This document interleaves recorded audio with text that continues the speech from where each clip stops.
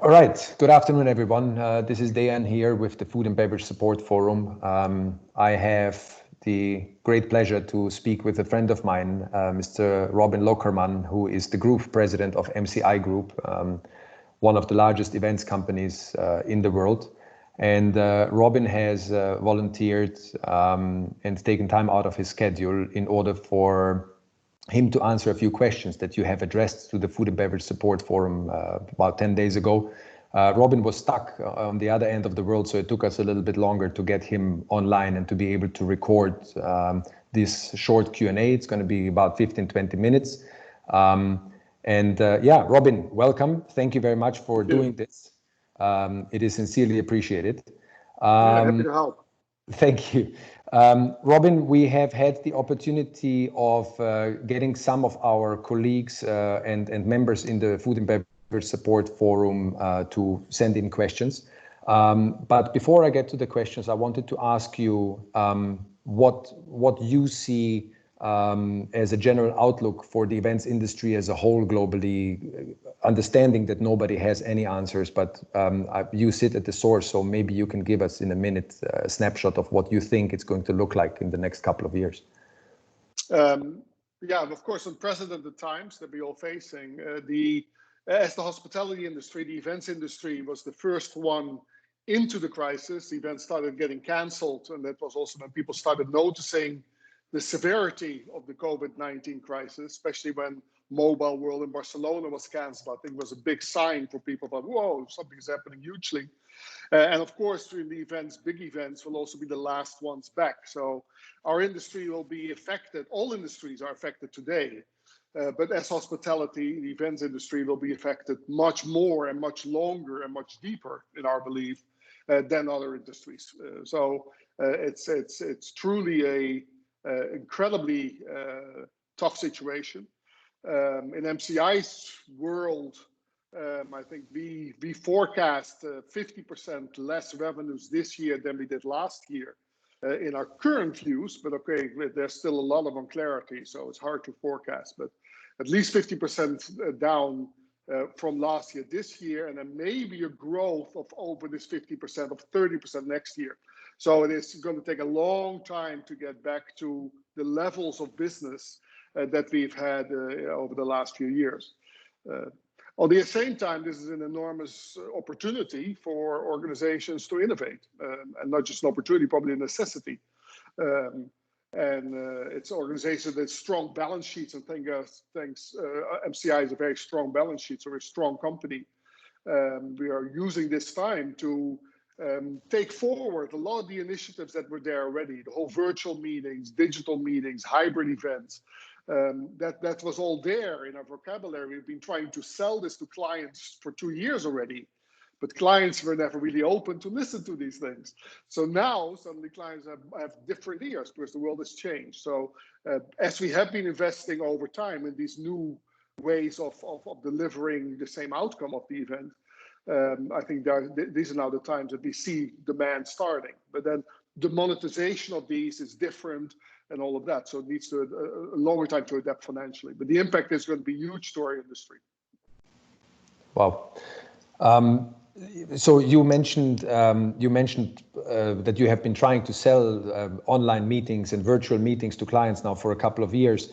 And the whole world has moved online. Everybody's using Zoom. You can see it on the stock market. Prices of these platforms are skyrocketing. Microsoft Teams, we are recording it here now.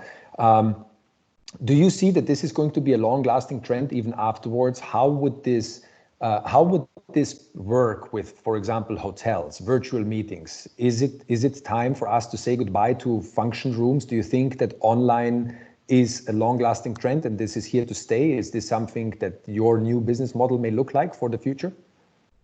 I think online is here to stay. I think hybrid is here to stay. I think every event will have an online dimension. That's already been the case, but less clients were interested in it because they did not really see the benefit of the online component. And there are clear benefits, right? There's more measurability, there's more direct impact, there's a lot of time savings on both sides. So there's benefits, and that they become clear now. Now, I do not believe that face-to-face events will go away. that people have been saying that forever as well. Oh, with hybrid, and we will not have face-to-face. We will not see that. We believe face-to-face and experiences are critical. Human interaction is critical.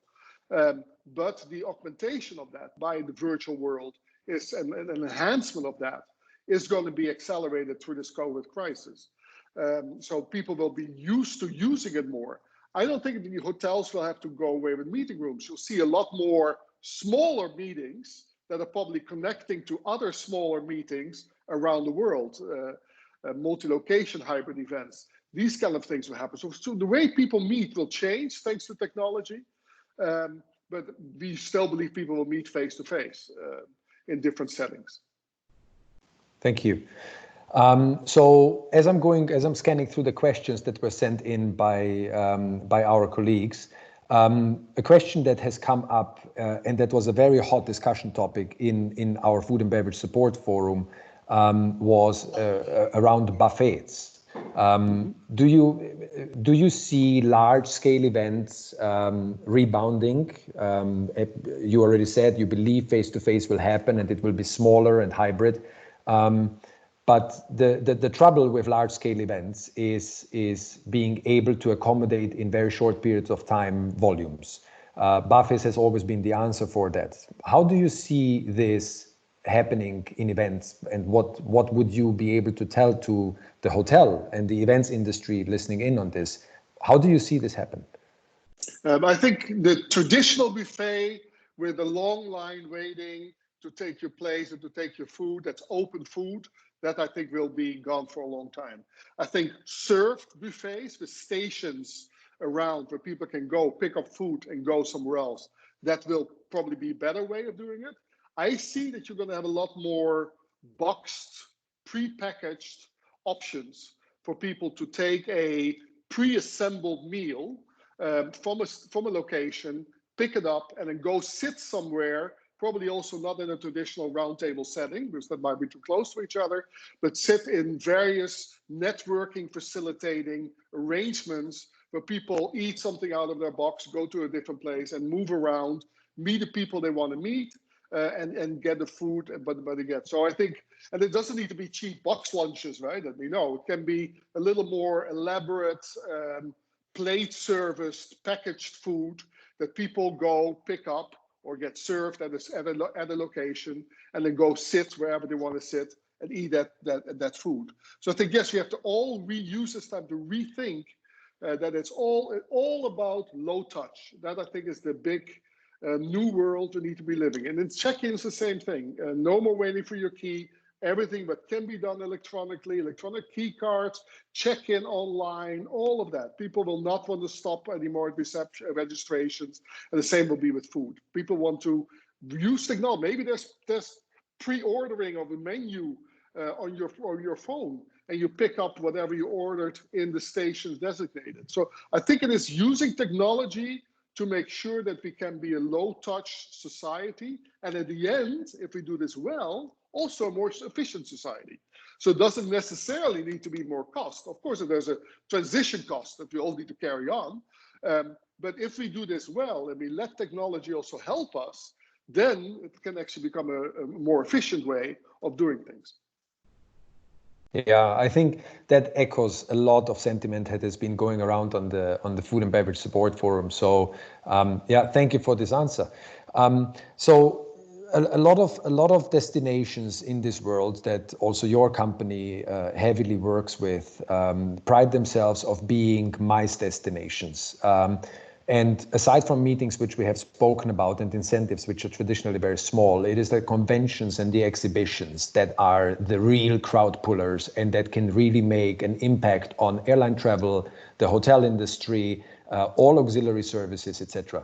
How do you see this particular segment, really the large-scale exhibitions? How do you see this rebounding, and how do you see this being impacted in the long term? Because those traditionally take a couple of years of forward planning, and you will have insight of how this is impacted right now, because this is not something that people can just pick up and run with, right? I mean, we see Olympic Games being postponed 18 months in advance. Expo Dubai has been postponed 12 months, 18 months in advance as well. How do you see this?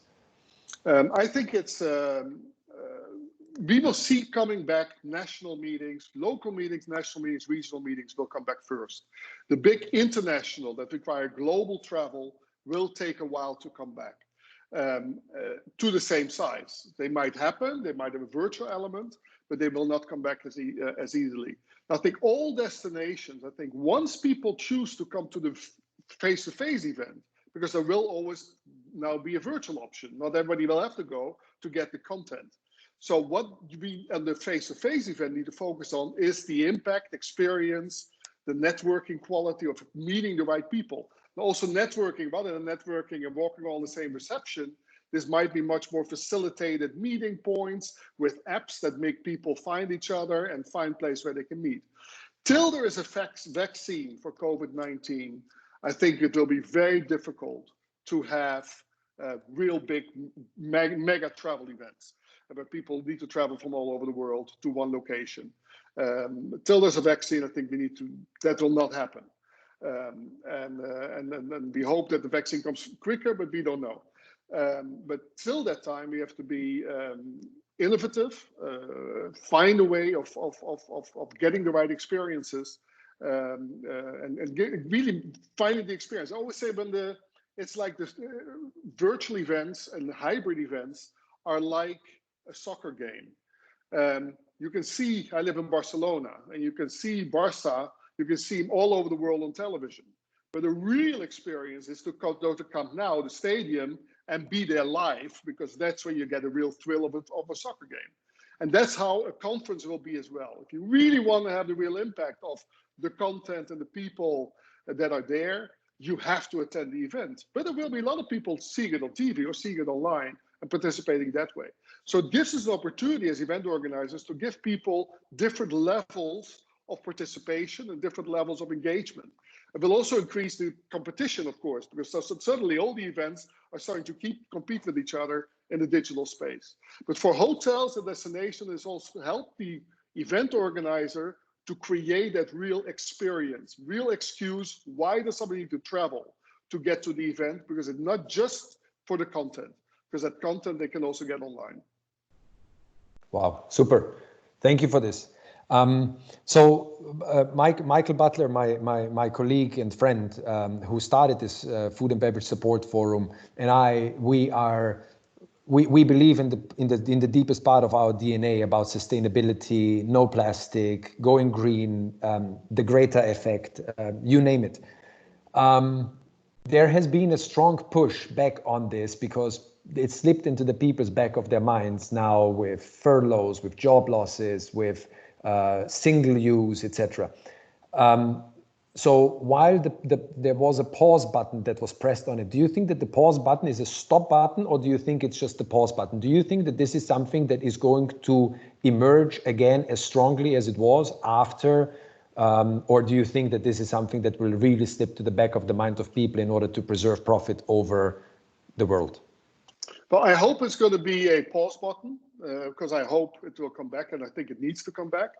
I think it will come back, because I think there's actually a lot of links between environmental issues, MCI as well. We were the first company in the events industry to sign the UN Global Compact. We've had a huge program internally on sustainability, also with our clients and our suppliers.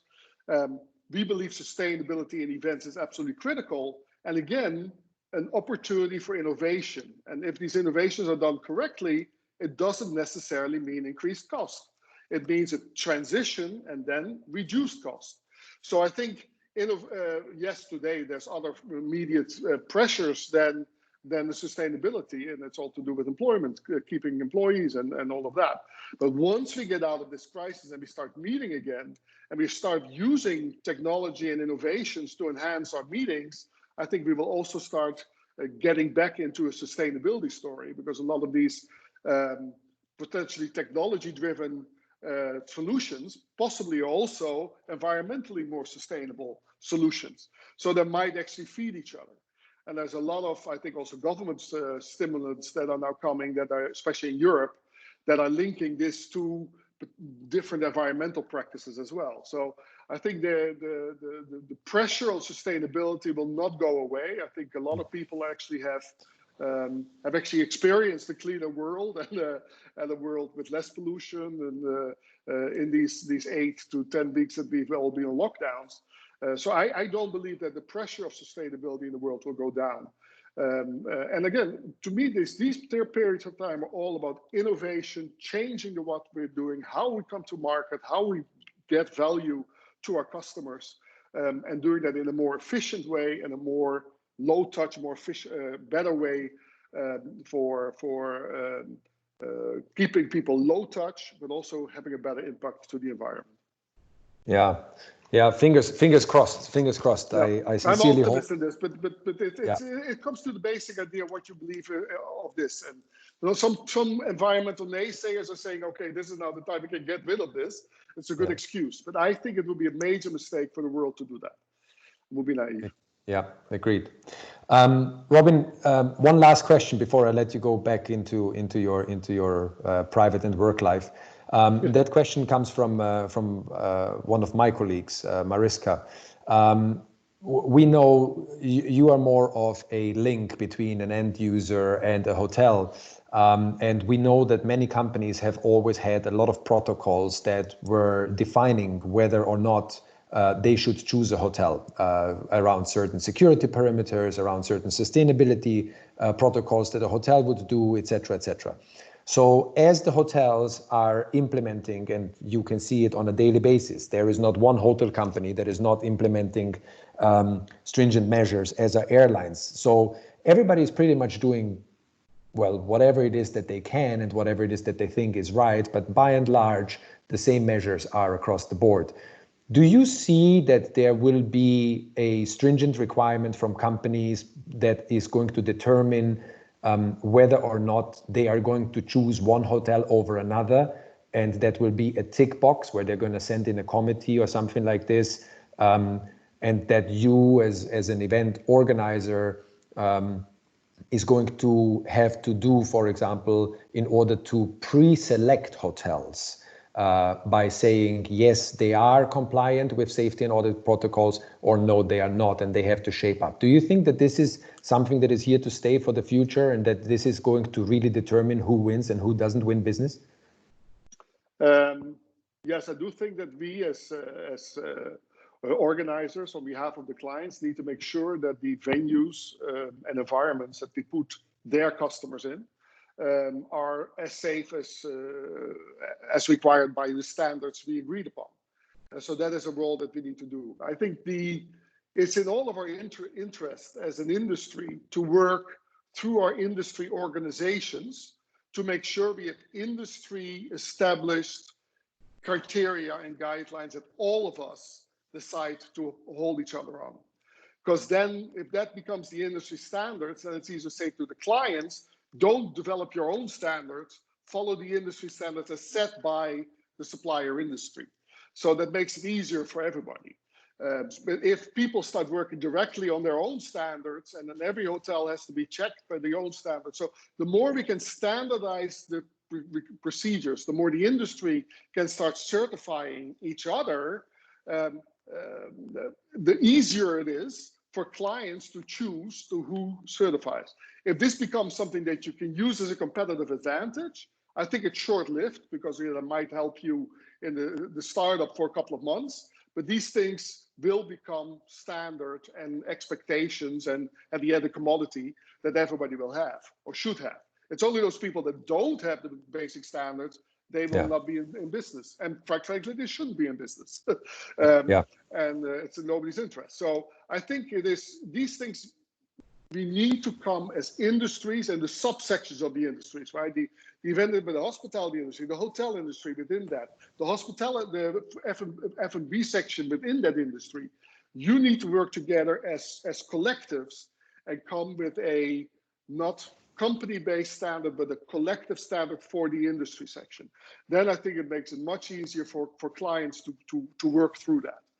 And it forces clients not to develop all their own standards also, because that would it's double work, more complexity, and it allows all of us to work towards standards that are commonly understood rather than always do their standards that are separate for everybody.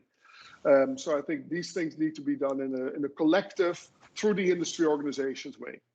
That's the only way and the most efficient way.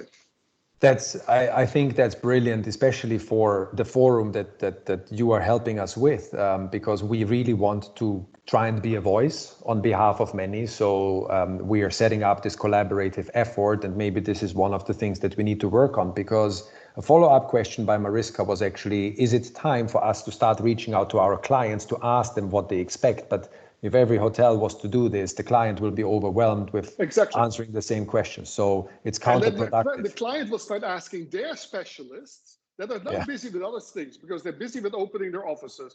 They're busy with a lot of other stuff that they need to do on their core business. And the events for the clients is not a core business. For a company like MCI, of course, it's our core business.